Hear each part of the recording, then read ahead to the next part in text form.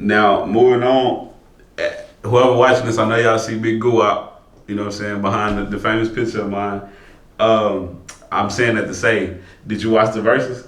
Of course. Who was you going for? So Icy Boys. All the way. So Icy Boys. All the way. All the way. So let's talk about it. Give me your opinion on the whole thing. I feel like he didn't let us down.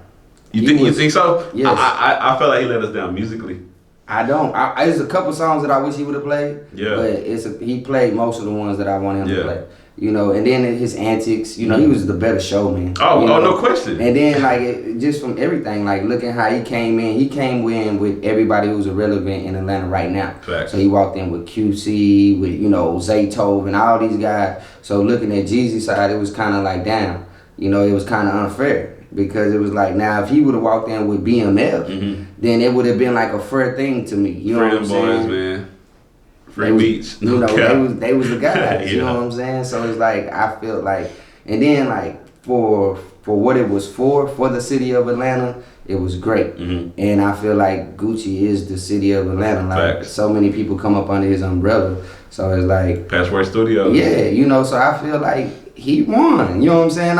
Overall, everybody know Jeezy's catalog, but Gucci, for the people who knew his catalog, we was rocking from as soon as he played the first song. Over with.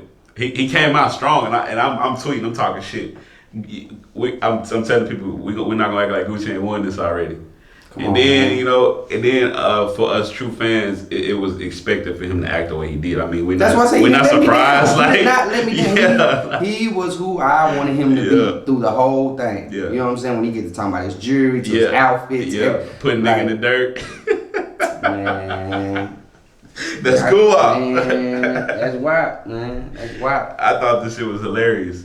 Yeah, but I enjoyed it though. No question. Because I'm a fan of Jeezy as well. I was just gonna say that. No disrespect to him and all. I'm a fan of Jeezy. I ain't gonna sit here and act like I ain't had no snowman shirt on in high school. And at the time wasn't no mixtape fucking with Trap or Die. Yeah. That was the hardest shit in the world. That shit was hard. That whole Thug Motivation catalog was just dope. But it just Gucci spoke to me in a different way. You know what I'm saying? He was more accessible. He had more interviews. We knew how he was. We knew his character. Jeezy was kind of more, on point. You know what I'm saying? He was on point. But do you think he was like that because of what happened with BMF? Yeah.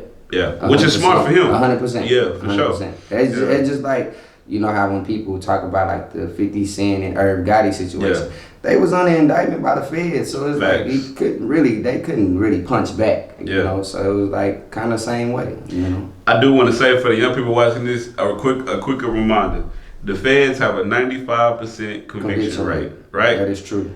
So I advise some of y'all to stop posting the things y'all do. Yeah, you know what I'm saying? Do you by all any means? I fuck with you regardless, but the internet. Stop being in fucking interviews with guns in your interviews. Stop being unless it's legal. Yeah. You know, because when you go to court, they're gonna play these tapes. Look at Boosie. Thank God he beat his case, but they're gonna play this shit. You know what I'm saying? So it's don't even, if you have to, use your weapon and down somebody, make sure you're all the way in the right and they can't paint no picture of it where it's just messed up. Yeah. Big facts. Next thing, man, let's bring it back to the hometown for a little bit, man. The hip hop documentary, dope experience. Shout out to Script, shout out to Lindsay, and whomever else was on the production side. I don't really know. Kind of, it's once again how I speak on being in the right place at the right time. It's crazy how that shit happened. Right. And I thoroughly enjoyed it. Right. Talk to me about it. A beautiful experience. Yeah. And I like seeing you up there too. That shit was dope. Yeah, it was a beautiful. I appreciate that. Yeah. But I was just glad to be there. You know what I'm saying? Even if I wasn't in the documentary or anything, I would have still showed up. You know what I'm saying? Because it was just a dope look for the city. Facts.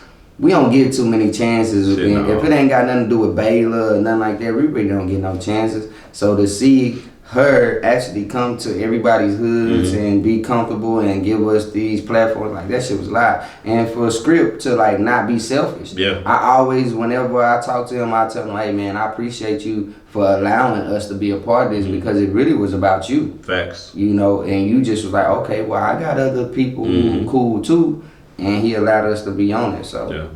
Free Lil Wesley, man. I wish he would have got to see his face up there. Yeah, that was dope. Man, he dope. Real dope. He dope. Like real.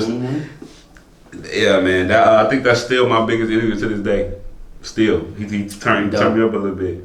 But no, it was, like I said, it was dope. Brushing shoulders, just like seeing Big Binky there.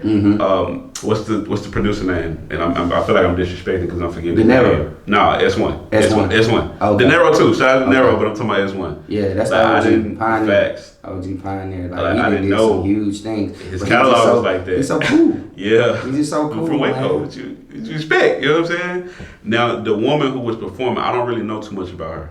That was before my time. I don't know nothing about her either. But shout out to he gonna kill me. DJ Precise. Yeah, for teaching us a lot that we didn't know about. That's what I'm saying. Like Waco got a lot of history though, man. Like it's a small city, but it got a lot of history. Facts. And I'm just glad to be a part of the younger generation who creating history. Yeah. You know, because that's what everybody doing.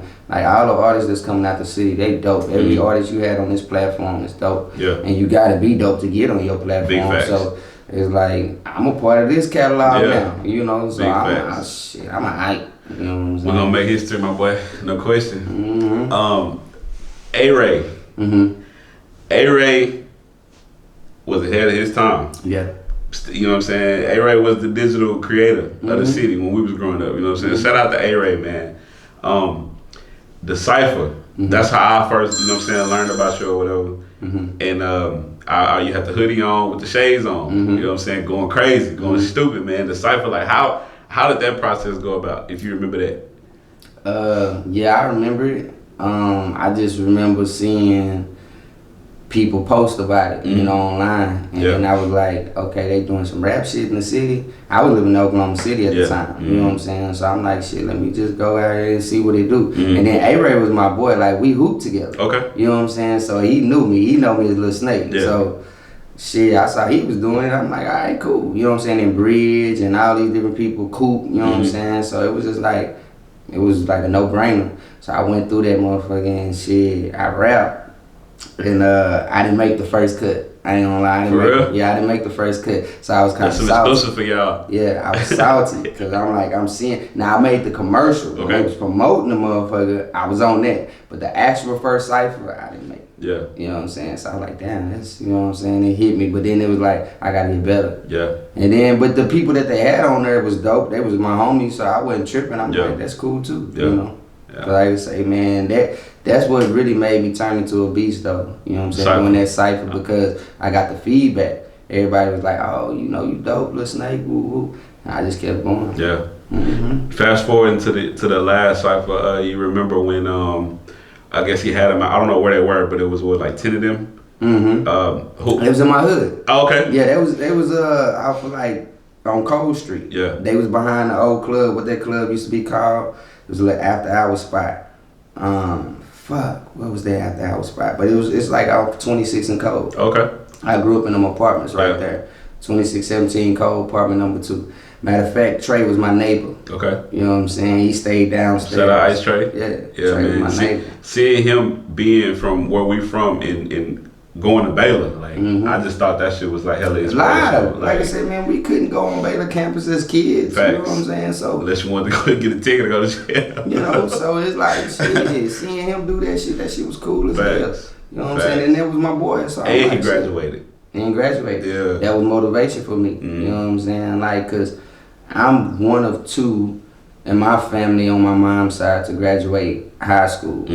And my cousin that graduated high school, he doing life in the penitentiary right now. I'm the first one to graduate high school in college. So it was like, shit, you know, I'm just trying to set trends and keep it going, you know, because like I said, I mean, coming from where we come from, we don't have too many options. I know it's cliche, but they say... But it's true. But it's true. They say the same thing about Beaumont. Yeah, you know what I'm saying? Shout out to Beaumont, man. I know I had a cool dude, was our teacher, Mr. Price. He was from Beaumont. He was cool as hell. He was always telling me he was going to let me see his Freaknik video from the 90s. He never let me see it. Mr. Price, if you ever get a chance to see this, I want to see that video from the 90s, man, when they was at the Freaknik and the Capitol Beach party and all that. Let me see that, man. You know. Fun fact. my college roommate, my boy, my twin, my dog for life. His daddy is an OG Kappa. He's the originator of the Kappa. Yeah. Wow. Yeah. Fun fact. We missed out on shit.